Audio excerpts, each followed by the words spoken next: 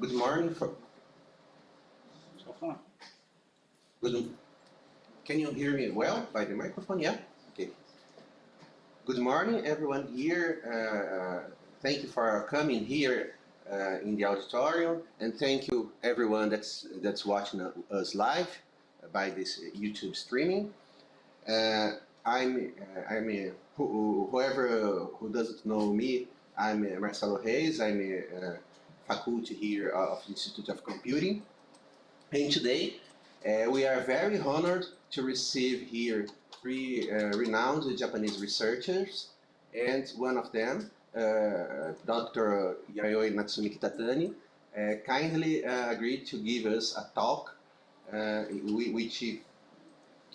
which concerns data-driven patient stratification and drug target discovery with clinical information and omics data.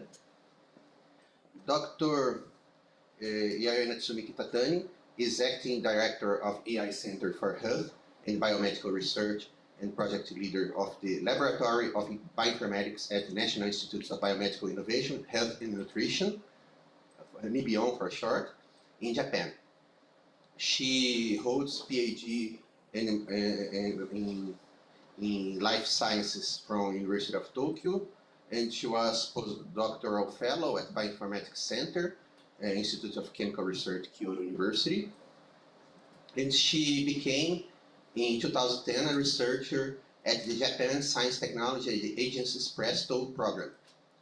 Since 2015, she has been affiliated with NIBIOHN, leading projects that integrate AI and bioinformatics to accelerate drug discovery. Additionally, she has concurrent positions as specially appointed professor at Institute of Advanced Medical Sciences, Tokushima University, and at Institute for Protein Research, Osaka University. Her work centers on utilizing AI and machine learning techniques to analyze clinical data and omics datasets. She's also a member of the Engineering Academy of Japan and fellow of Asia Pacific Artificial Intelligence Association. Dr. Yayoi, thank you so much for kindly giving this talk for us. We are eager to receive you here. Thank you very much for having me here, and this is my great honor to have a presentation like this. And I'm Yayoi Kitatani. Thank you for your kind introduction. And today, I'd like to talk about here the data-driven patient stratification drug target discovery with clinical information and omics data. I don't think you've heard about NIBIOHN. Is there any person who knows NIBIOHN? Because in Japan, there used to be two national institutes, National Institute of Biomedical Innovation and National Institute of Health and Nutrition. And these two national institutes are merged. And then their name is also merged and concatenated. Now we have very long name, National Institute of Biomedical Innovation, Health and Nutrition. It's really hard to say. And at NIBIOHN in short, we have the AI Center for Health and Biomedical Research here. And this is the building of our center. This one. This is located in Osaka, the west side of Japan. And today I'd like to talk about this project. In Japanese, in English, developing AI to accelerate drug target discovery. Our research institute aims to accelerate health and also the drug discovery. And especially we are focusing on drug target discovery. This is the reason why we are focusing on this. This is the figure, how the drug discovery is difficult. For example, in this figure, in the left side, this shows that attrition rate of each drug development process. For example, here, the assay development, screen to lead to first, the toxicity check, blah, blah, blah. And you can see that the orange bar is the highest. This means the phase 2 clinical trial is really difficult. The attrition rate is almost 70%. That means if we can improve this attrition rate, then we have higher possibility to develop good drug. And the reason why the attrition rate at phase 2 clinical trial is so high is shown here. The top reason is the efficacy is not confirmed in human. Why this is happening? In the initial stage of drug discovery, we use experimental animals or the culture cells. By that, we first find the target of drug. For example, it can be protein, it can be DNA, blah, blah, blah.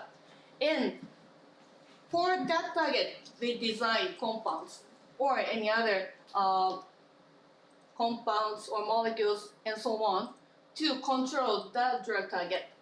But if we fail to choose the proper drug target, then even if we do best for the further process, we cannot make the good drug. That means in the initial stage of drug discovery, we may be making the drug for experimental animals, and then at the final stage, we found that it's not for human.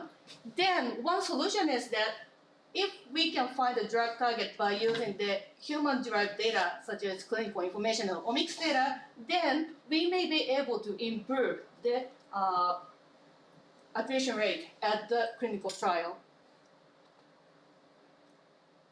And for that, we are really interested in and focusing on patient stratification. And this slide also shows the importance of patient stratification. This slide shows the top 10 highest grossing drugs in the US. They are really popular and sold. Many people buy these drugs. But really strikingly, for example, the top 1 drug, when 5 patients take this medicine, only 1 person can get the benefit by that. The second one, I cannot count, but a lot of people, probably 20 or so, such a huge number of patients take this medicine, but only 1 person can get the benefit of these drugs. Why is this happening? Because even if the patient has the same diagnosis, their characterization of the disease is not the same. So we need to characterize their type of diseases and then make the subgroups and suggest the best solution for this group is very important. Making such a subgroup is definitely the patient stratification. So for that purpose, we did this research. First, we collected the data, the clinical information and omics data from the patients, and then we developed a new algorithm to find the drug target candidates in a data-driven way by using such data and suggest the drug target candidates. First, I'd like to talk about the data collection and establishment of the database. For that research, we selected IPF, idiopathic pulmonary fibrosis, as a target. This is one of the respiratory diseases, and there's a disease, the big category of disease called interstitial pneumonia. In lung, here, there is a very small balloon called alveoli, here, alveoli. And this balloon gets bigger, smaller, and by this, gas change is done, the CO2 and O2. But this wall here can be thickened and lose the elasticity. If that happens, it's difficult to breathe and change the gas. That causes the problem in this disease. And if the mechanism of interstitial pneumonia is unknown, it's called idiopathic pulmonary fibrosis. And this is divided into several types. For example, at the hospitals, they use such types here. And we are especially interested in this one, IPF. The reason is that among idiopathic pulmonary fibrosis, there are several types, but the character is quite different. Some of them have better prognosis, some of them have not. And for some of them, steroid works. So by taking steroid, the patient can recover. But for some of them, steroids are not recommended. In case of IPF, it has the worst prognosis, and on market there are only 2 drugs available, and they are the anti-fibrotic agent, but that means it can slow down the progress of fibrosis, but it cannot return the fibrosis. So there is a big demand to develop the new drug for IPF. And also in terms of the patient stratification, we want to make this group in a data-driven way, because this characterization is not straightforward. At the hospitals, first they check the CT image, and then for some of them, they can receive the diagnosis. But for the rest, they need to check more. For example, to take the lung tissue, and then the pathological checking is needed. And then the medical doctors with the different background discuss and then make the final decision. That means whether the patient has IPF or another type, it's complicated. It's not straightforward. And one of my colleagues, the collaborator, he's a medical doctor, he said, although there isn't a procedure to make a diagnosis, he's interested in whether it is possible to make a small group like this in a data-driven way based on the clinical information and molecular profiles. So that's what we try to do. Collect the medical information and omics data from the patients of interstitial pneumonia, including IPF, and then try to identify IPF patients or the group in which the IPF patients are enriched in a data-driven way. And also, we wanted to see whether the IPF patients can be even divided into smaller subgroups. So first, we collected the clinical information and omics data. The Osaka University supported us a lot, and the subjects are here. The patients with interstitial pneumonia, including IPF, and also those who are diagnosed as having no organic respiratory disease as a result of the examination. They are used as a healthy control. And at the hospital, they collect the serum samples from the volunteers. And then we also receive the clinical information. The timing of those clinical informations are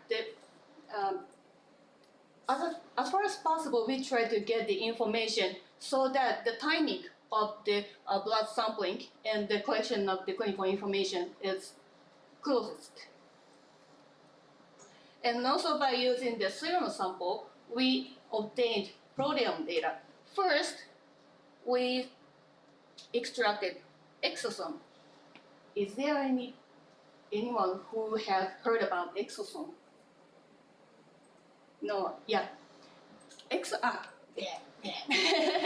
The exosome is a kind of small particle, and in the particle there are many biomolecules like proteins, DNA, RNA, and so on.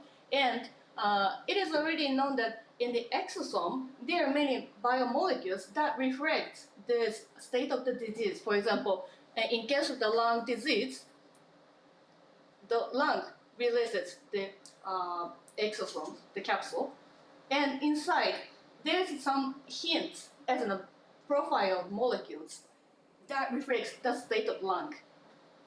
And then we obtain, identify and determine the amount of proteins in a comprehensive way, like this. And by this, we detected more than 2,000 proteins in exosomes. It looks like this. For example, here, vertical axis, there the patient IDs like this, and on the horizontal axis, here the protein IDs. And these numbers represents the intensity of proteins. And for the clinical information, in order to use the clinical information for data analysis, at least in our case, we wanted to make it into the structured style. For example, here, the medical records. In order to make the structured medical information, first we prepare the templates. For example, the medical doctors don't need to write by themselves, but rather select from the drop-down menu so that the words used in that is fixed, and also it can be easy to make it into structured format. And that includes a lot of missing values, and we needed to impute the missing values. But in this case, the reason why it's missing is important, because in case of the machine learning, it is possible to impute the missing values easily, but it is not recommended in case of the clinical information, because in clinical information, the reason why it's missing is that the medical doctors decided that in case of this patient, this information is not needed for making a diagnosis or decide the policy of the treatment. That means it may be almost similar to the healthy control or the not informative for their purpose.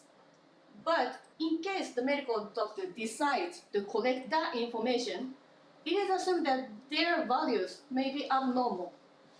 So there's a reason. The missing value is not at random. If that is the case, it is not a good idea to impute by machine learning. So in this case, we use the healthy people's representative values to impute the data before the data analysis. And also in case the CT interpretation report. At the hospital, they collect the CT image and write on the report, at least in Japan. I don't know how it is done in Brazil, so it would be great if I can hear what's going on in the hospitals at Brazil. But in Japan, the medical doctors write what is observed in the CT image. When we want to use that information, the problem is that it's written in natural language. And we want to convert it into structured data. I talk about this one, how we did it. And in case of the blood test data, it's more straightforward because it's the measured values. So it's easy, and it's easy to convert it into the structured data. So at the end of the day, we collected the samples and medical information, like here, more than 6,000 samples, although it includes missing values. But as I said, we impute the missing values by using the representative values from the healthy people.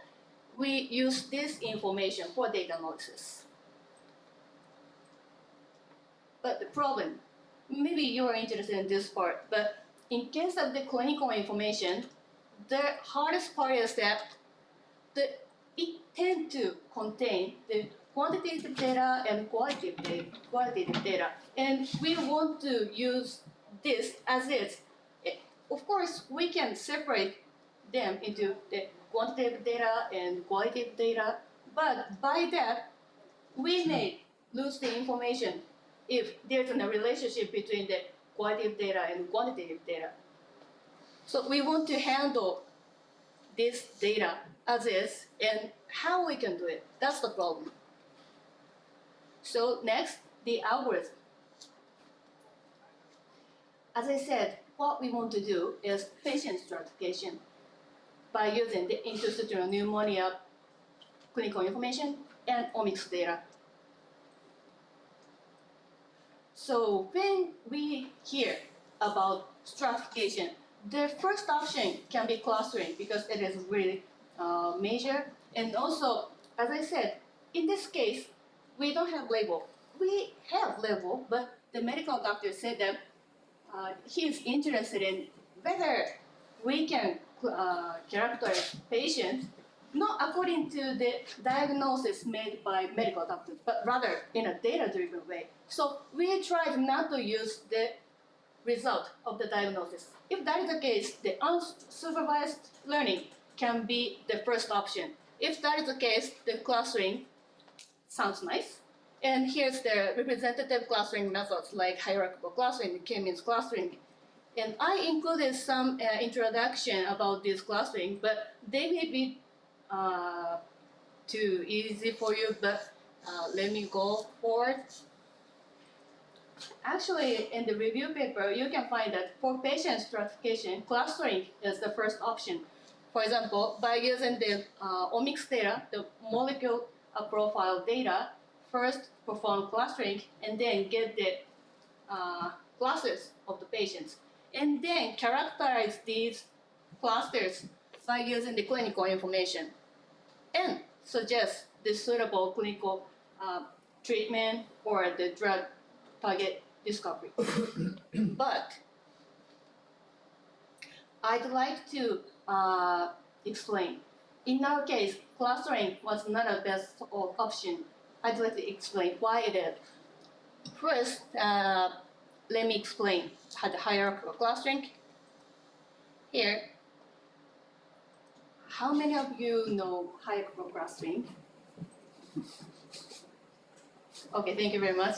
Yeah, as many of you know, in case of the hierarchical clustering, here there are 6 samples, A, B, C, D, E, F, and the closest samples get together to make a cluster, and then get the dendrogram like this. And by this, you can see the pattern of the molecules like this by the heat map. In this case, on a vertical, the horizontal axis, you can see a lot of the pathway information. But anyway, if you are interested in the molecules, I think you do this kind of work like this. But the problem is that definition of distance is very important. Here, I made a very easy and simple example. Here's the artificial data. It has the 5 genes, gene 1, gene 2, gene 3, gene 4, gene 5, and there are 4 samples. And the values are made like this. In case of A, just 1, 2, 3, 4, 5. And in case of B, it's made by A by 2 plus some noise. And in case of C, it's the descending order of A plus A. And in case of D, they partly change the order of B here. When the values are represented as in heat map, you can see like this. And this is the comparison between the dendrogram. When I use the Euclidean distance, the shape of the dendrogram looks like this here. B and D are similar, and then A and C are similar, and then connected.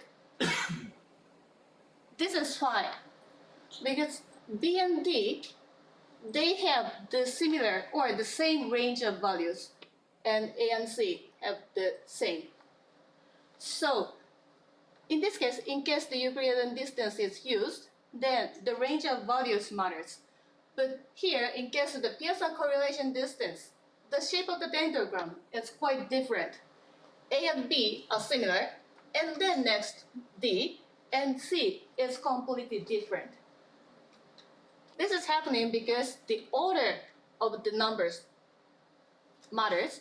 And in case of C, this one was made by the descending order of A, and A, B, and D are almost the same order.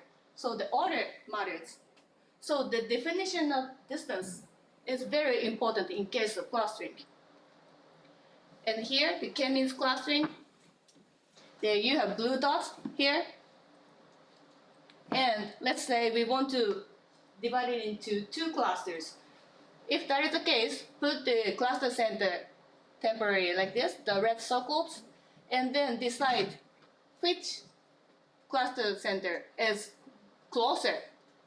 And by that, obtaining the clustering result. But after this, you can update the place, the location of the cluster center like this, and again, update which center is closer. By repeating this, you can get the result of the k-means clustering.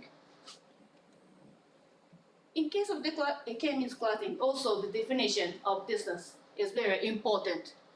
But let's say there are 3 patients, and the first patient and third patient have the same symptom. And I'm interested in the clinical items that are linked with this symptom. But when we perform clustering, first, what's happening is that here, the patient 1 and patient 2 have the high similarity as in the global similarity here. But when only some items are directly linked with this symptom, then if these 2 patients are assigned to the same cluster, I cannot get this information anymore because the patient 1 and patient 2 are divided into the different cluster. So it is not a good idea to make classes according to the global similarity in case we are interested in only some of them. Also, as I mentioned, in case of the clinical information, it tends to be a mixture of quantitative and qualitative data. And for clustering, of course, the code runs, but it is not straightforward which definition of distance is good for this purpose. Then, in reality now, how the patient stratification is achieved. Here is the example. There are 5 patients of cancer. And then, it is already known that biomarkers A, B, and C are beneficial to make the clusters of patients. To measure these biomarkers is the molecules that can be used for deciding something. For example, the criteria of making such patient groups and so on, and determine these biomolecules. And then here, these patients have the higher values of the biomarkers A and B, but low C. This group tend to have the worst prognosis but benefit from treatment X. In the opposite way, here, these patients with low A and B and high C,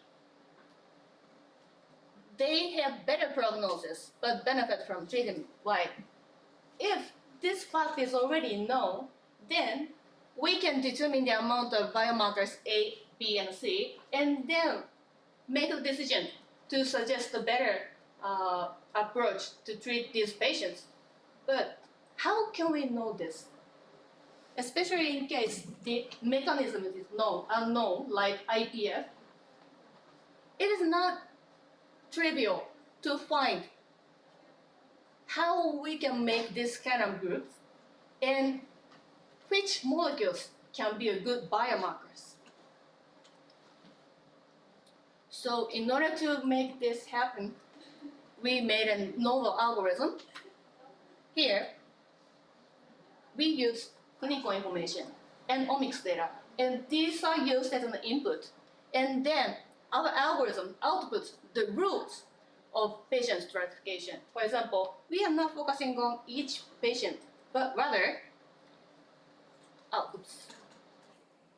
the rule like this: the patient who have high A and B and low C tend to have prognosis, the worst prognosis, and benefit from treatment X. This pattern is directly output by this algorithm. And we named this algorithm subset binding.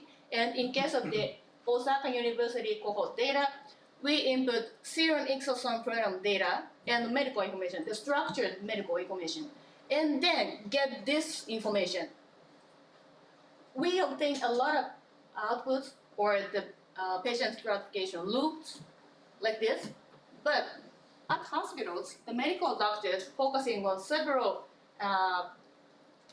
characters that is very specific to IPF. So we chose the rules that contain such very important information for the IPF and then checked what kind of proteins are linked with this information. For this algorithm, we use the association rule mining. Have you ever heard about association rule mining? It is said that it's a rumor. I don't really sure how it is true. But in London, there's a department, and the owner of the department wants to know which items are bought with which item. In order to detect such patterns, they collected the list of shopping. For example, one person bought bread and milk, another person bought bread, diaper, beer, and egg, and so on. And then from this shopping list, they collected which one is bought together. For example, the milk and the diaper are bought together, and so on. This is called frequent item sets. And then after obtaining this pattern, they made a rule. For example, when the person bought diaper, they tend to have milk together inside the frequent item sets. But in our case, we want to know the link between molecular information and clinical information. So we have two data sets. For example, in case of the shopping, it's like having a list of shopping lists and the characterization of the guest. For example, the first person bought bread and milk, and this person is female, kid, and she came to the department by bicycle, and so on. And from each matrices, choose extract the frequent item sets like here.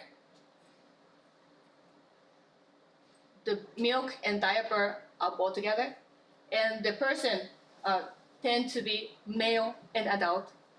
And this is different part from the canonical association rule mining, but to connect these two informations, not inside the frequent item set, but to connect these two data sets, we made an association rule mining between the shopping items and the characterization of the person who came to the department. It's like this. But the problem is that, as I mentioned several times, the medical information tend to have qualitative data and quantitative data. So we need to handle this as is. I don't want to separate the data into two types because I don't want to lose the information of the link between the quantitative data and the qualitative data. For that purpose, we used the fuzzy association rule mining. It's like here. Here's a patient ID, 1, 2, 3, 4, and this is the name of the molecule. But you don't need to know. Anyway, it's the name of the biomolecule. And here's the amount of this molecule. This information is converted into like this. For example, here's the function to convert the data, this type of data into this type of data. The function to calculate the number of items of item low here, the blue line, and calculate the amount of item average here, the green line, and calculate the number of items of high, the red line here. And let's see, in case of the patient 1, the amount of molecule is 125.2. It's around here. So the crossing point is here. only the blue line, and the value is 1. So it can be converted into here. The biomolecule low is 1, and then biomolecule average and high are 0. And in case of patient ID 3 here, the amount of biomolecule is 219.5. It's around here. So the crossing lines are green and red, and in case of green, the average is around here. So this is the 0.3 here. So this data can be converted into the item average 0.3, and here the high is around 0.7. So the item high is 0.7. We convert the data into like this and then use for the association remaining. But first we did it, but it didn't work as we expected. The reason is that if we use simply, it detects, for example, if the patient has higher consumption of salt, if the patient has the average amount of salt intake, they tend to have the average blood pressure. Yeah, makes sense. But we don't want to know that because we already know that. And if that kind of patterns are output so much, we lose the important one. Rather, we want to know the pattern, like if the patient tend to have higher amount of salt intake, then they tend to have higher blood pressure. In order to input such an important patterns, we intentionally delete this function and only use this function and this function. And also, one problem is that how can we design this function to convert the data? We also designed the novel conversion method like this. And here's the histogram of the biomolecule of interest. And here at the top, the frequency is the max here, and it's 55. If that is the case, all the height of this histogram is divided by 55 to get this one. And then the gap between the ceiling and the height of the bin is used as a value to use for the association remaining. So now we are ready for data analysis. We finished collecting data and also we developed an algorithm. So finally, we did data analysis. This is the workflow of our research. Here, the clinical information and the structured clinical information and omics data are okay, but one problem is this one. City image interpretation report. As I said, it's written in a natural language. We need to convert into structured data in order to use as an input for subset binding. Here's the example of the electric health record like this. It's structured. For example, here, the patient ID 2. This person has a symptom of cough. So it's represented as 1 here, cough. And also the sputum, here, 1. And in this person, the fever is not observed, so it's represented as 0. And these values, it's the level of the saturation of O2 in the blood. These values are used as is. So it's mixture. And here's the result of blood test. It's used as is. And this is the knowledge extraction from CT image. This is the example. This is the CT image of chest. And the medical doctors wrote this one.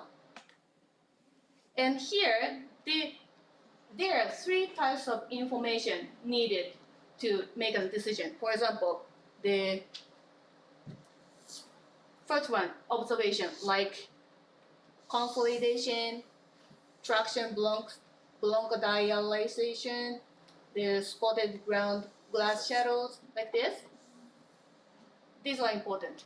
And also, the location of this observation is needed and important.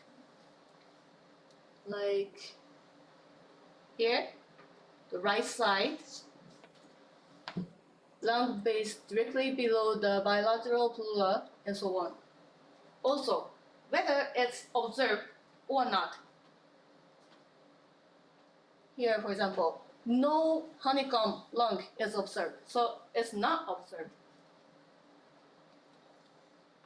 So, in order to collect or extract the knowledge as we want, this is done by the Professor Kurohashi Sadao.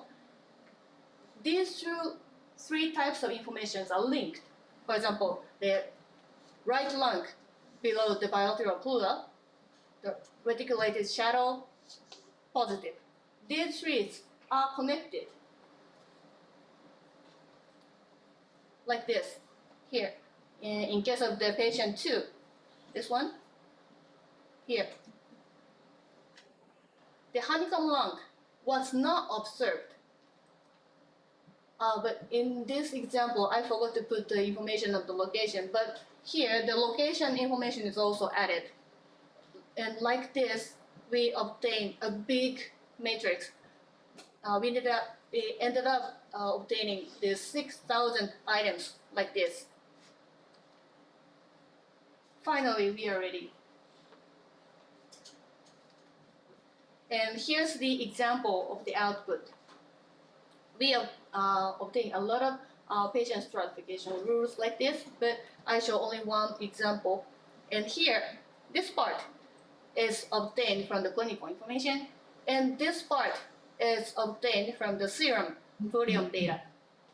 As you can see here, there are several information like the honeycomb lung, positive, lower lobe, bilateral lungs, blah, blah, blah. The important thing is that there are 4 things and they are grouped in a data-driven way. And these 3, honeycomb lung, traction bronchiectasis, the reticular formation, these 3 are very typical in IPF patients. Actually, on CT image, the medical doctors check whether this kind of observation is actually seen in the CT image. And these items are linked with proteins like this. At the end of the day, we obtained 20 proteins that are linked with IPF characters like this, and among them, 7 are obtained more frequently. So we focused on these 7 proteins for the further analysis.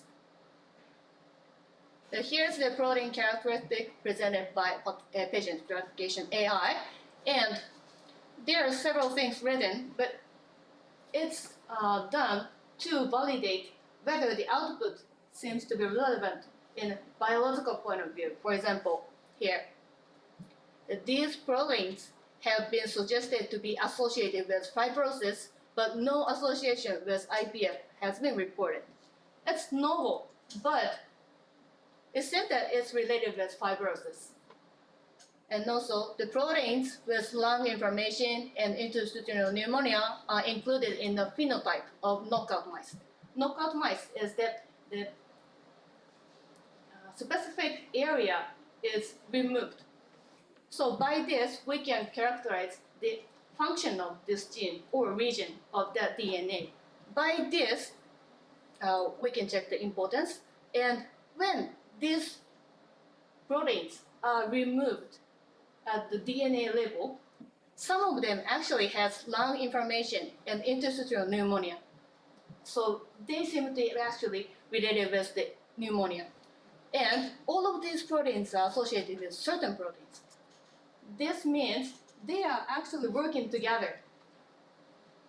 And also detected association with non-fibrosis mechanisms such as target molecules of the anti-fibrotic drug nintedanib. Nintedanib is one of the drugs for IPF patients, and it's already known that this drug targets a molecule called LIN, and our algorithm detected this one as well. So already known information is detected successfully, and also it suggests something new. To validate even more, we did some experiments. Here, from the patient with lung cancer and IPF, at the surgery, the lung tissue is removed, and we received that tissue to confirm whether the IPF-related proteins are actually elevated in lung. Because here, we use the proteome data, the comprehensive protein data from blood. So there's no guarantee that these proteins are actually important in lung. We validated this. This one shows that it's called Mason trichrome staining. The blue area is the fibrotic area. Like this is the fibrotic area, and this is normal area. And you can see that in fibrotic area, you can see more blue colored area. And this one is called immunohistochemical staining. The brown area represents the protein of interest. For example, here, this part is brown, and this means that the IPF-related protein called LIN is expressed in this area. And you can see that in fibrotic area, there are more brown area compared to the normal area. So it seems that the proteins are actually expressed in lung and highly expressed in fibrotic area. I confirmed that all 7 proteins are actually elevated in fibrotic area. As you can see, 7 proteins work together like this. This network was developed or made according to the already known information. And according to this network, this seems to be important in IPF patients. And it also suggests that they are not selected randomly, because it's quite low possibility that the randomly selected proteins work together like this. And here, you can see the 7 IPF-related proteins here. They cannot be drug target candidates because they are detected in blood. So they are not regulating disease, but rather they are regulated.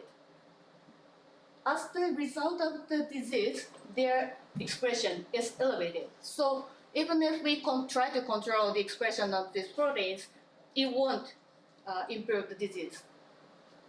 But when we see this network, several tyrosine kinases is already known that it activates other proteins.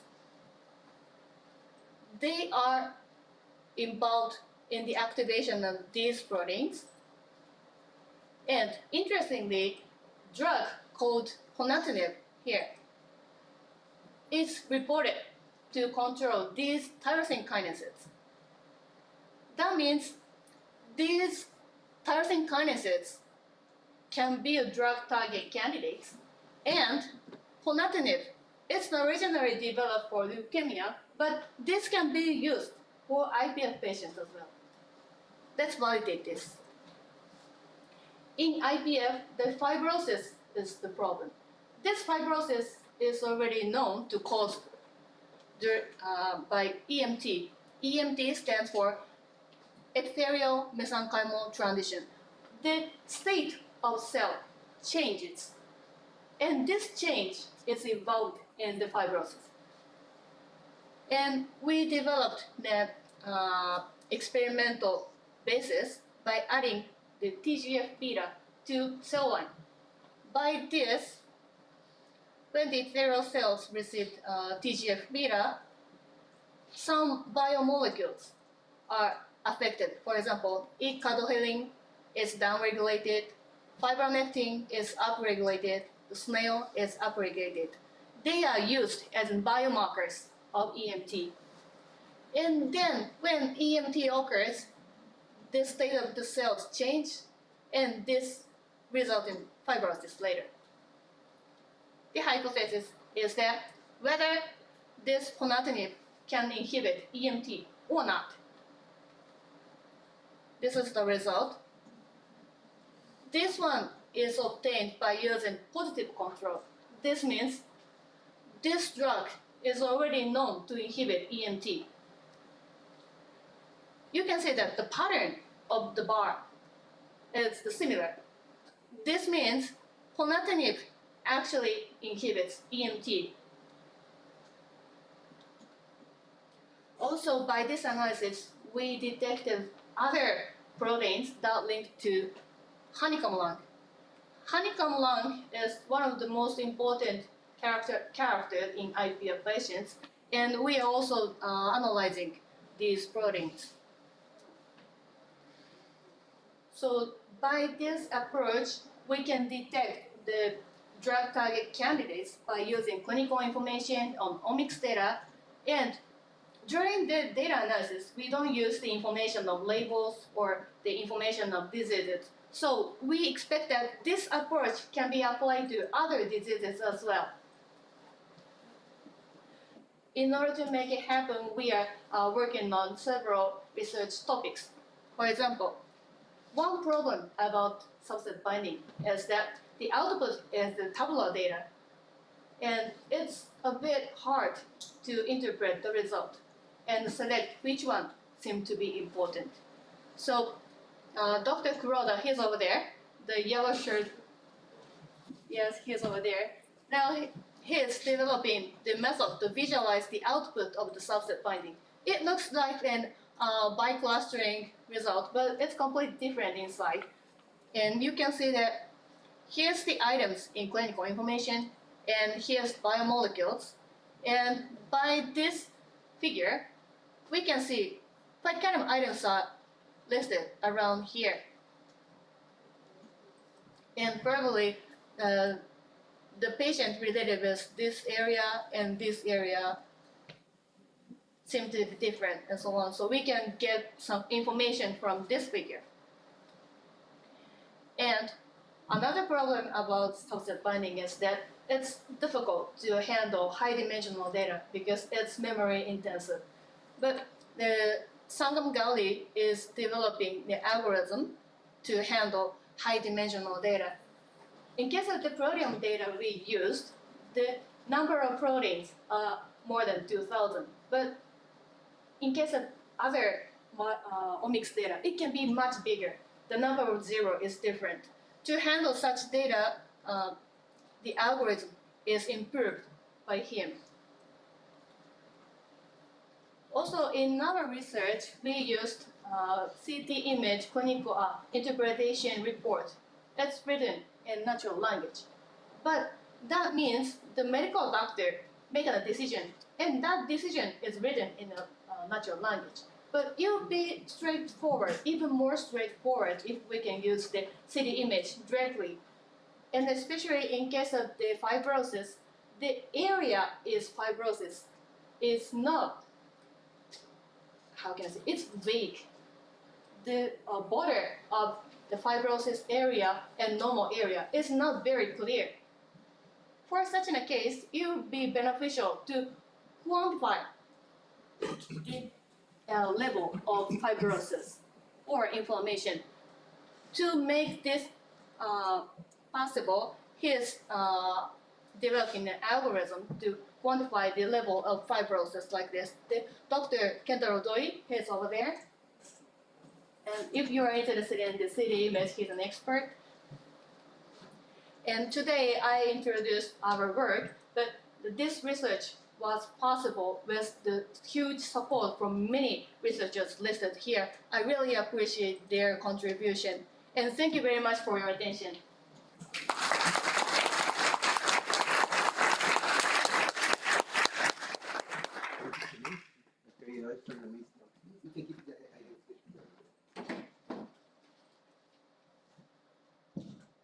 Thank you so much for your wonderful talk, Dr. Yayoi. Now we have time for questions. First one, over there. Thank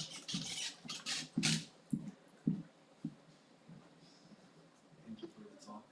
And I would like to know, because I noticed that for your omics data, you used mainly proteomics. And I would like to know if at any point there was consideration of using exome data or RNA-seq data, and if so, if you would think it would be valuable to add this data to the model. Thank you very much for your question. First, the reason why we use the exosomal proteome data, our colleague Dr. Ito Mari and Yoshito Takeda has been working on the exosomal proteome, and they already got the result that inside the exosome, they actually include the proteins that whose pattern actually reflects the lung state. So in this case, we are focusing on IPF, the lung disease, so the exosomal protein seems to be identical for this approach. That's why we selected exosomal protein. But we have another cohort. And at this cohort, they collected the lung tissue as well. In case of the interstitial pneumonia, it is not common to remove the pathological area by surgery. So it is relatively difficult to obtain the lung tissue, but for the pathological determination purpose, they obtained a small particle of lung tissue. So this small particle is cut into half, and the first half is used for diagnosis purpose, and the second half is used for our analysis. And by using this, we obtained RNA-seq data, DNA methylation array, and the whole genome sequencing. So we are analyzing that.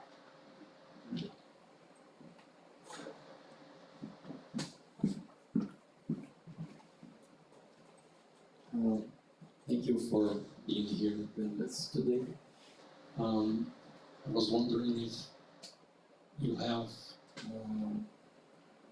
these histological data, and if you perform some kind of spatial proteomics analysis like MALDI or something on this data. Thank you very much. My colleagues performed Visium, and they are analyzing that data as well. This is quite an impressive data set, very large for the standards.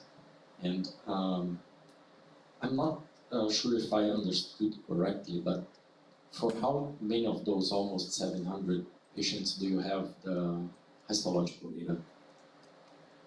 Not all, but for the historical data, for example, the Visium data, only, I don't remember the exact number, but just some of them are volunteered. Thank you. Thank you very much.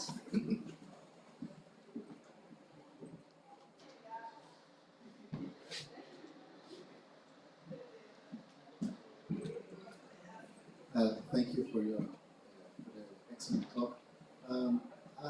Did you have a chance to check the rate of success of your model in predicting IPF versus pathologists?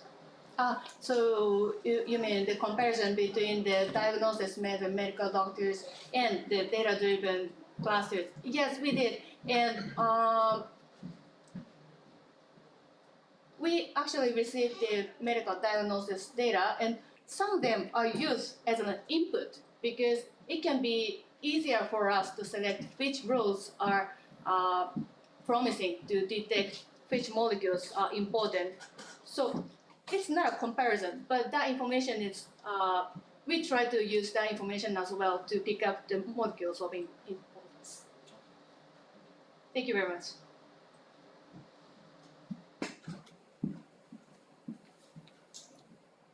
Thank you very much for your presentation. I see that you used a lot of clustering to define the groups and then related to genomic data. which in some way is in a network format since you have relations of the genes. Did you think about put everything in network? I mean, the symptoms as a network of symptoms and relate them with the network of genes? Yes, thank you very much for the question. We also tried that, and that result is already published.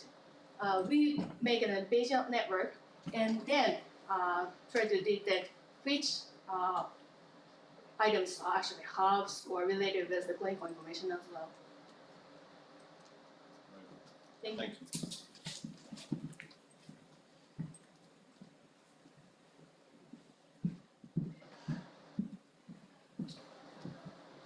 Thank you so much for your nice presentation. I am not from that domain, but I have started to work a little bit on that, especially on that multi-omics data. So I was thinking about two things that you mentioned that association rule mining there.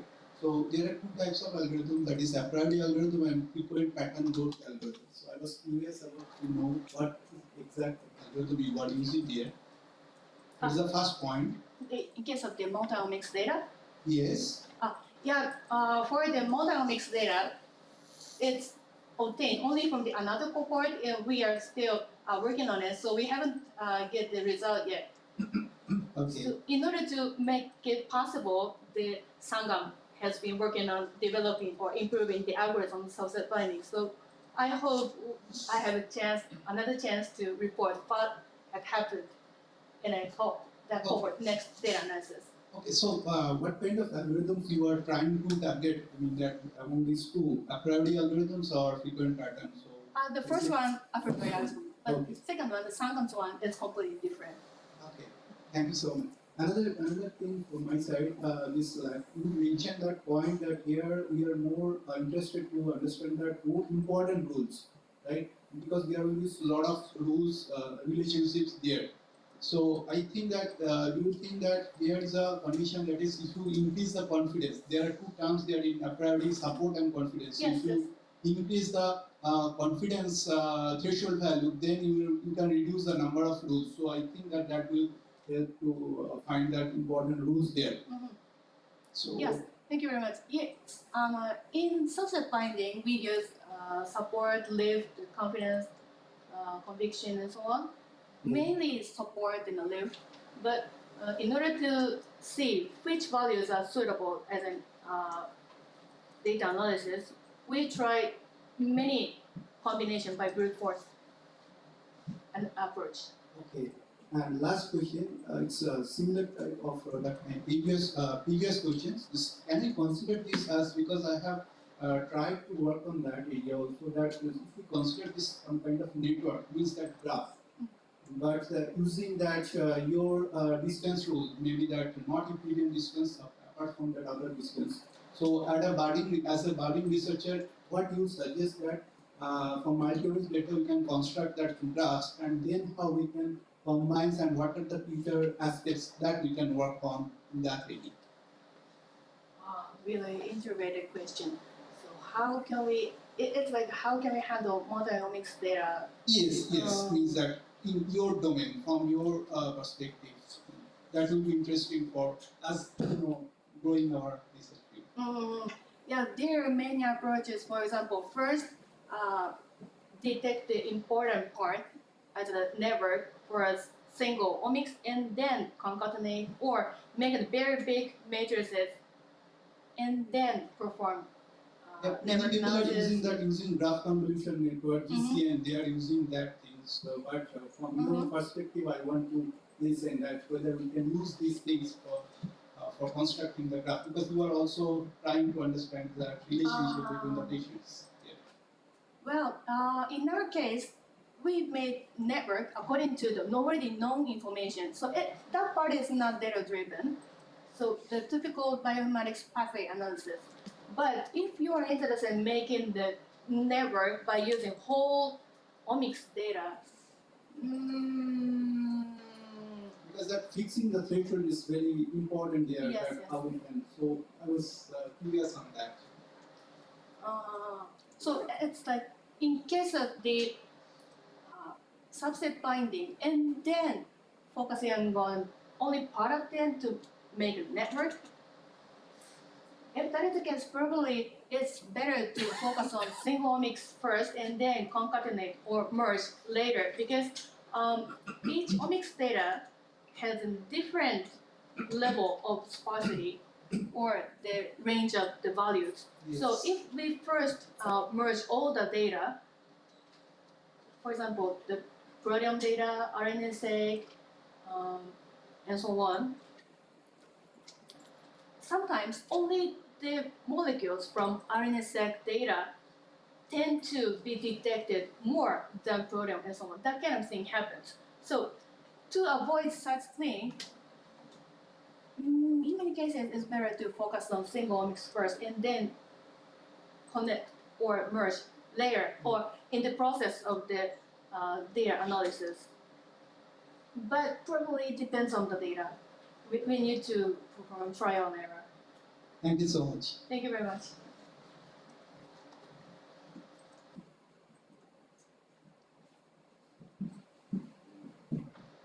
Just a small comment on your observations. Maybe that an important issue with this kind of data is that the differential expression is very important in proteomics, and it's not very easy to represent this as networks. And I don't know, it's just a comment.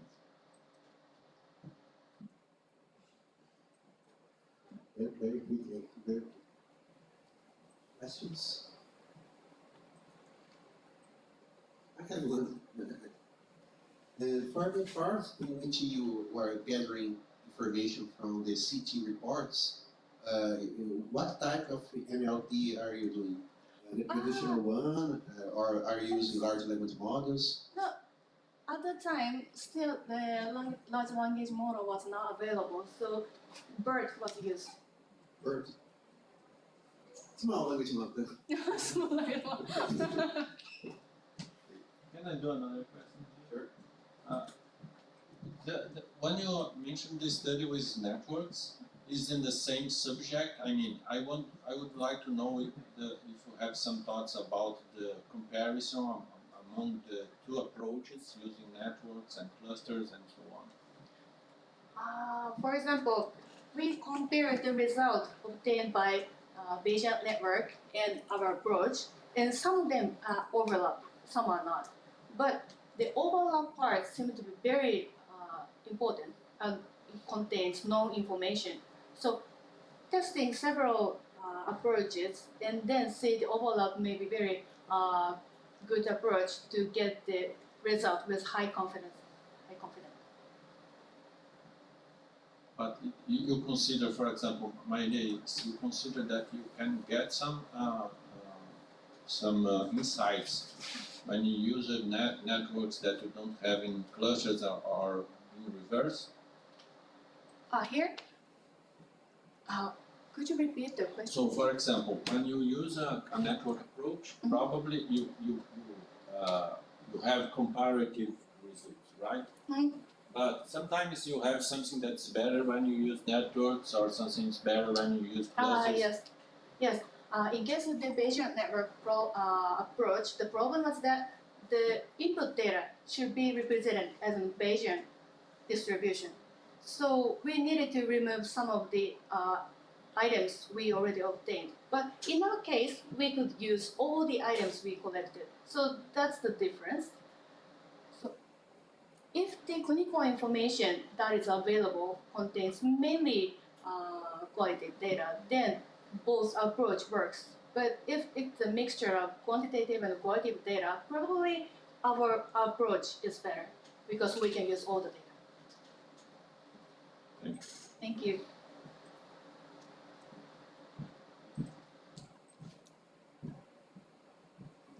Any other questions? So let's thank again our speaker.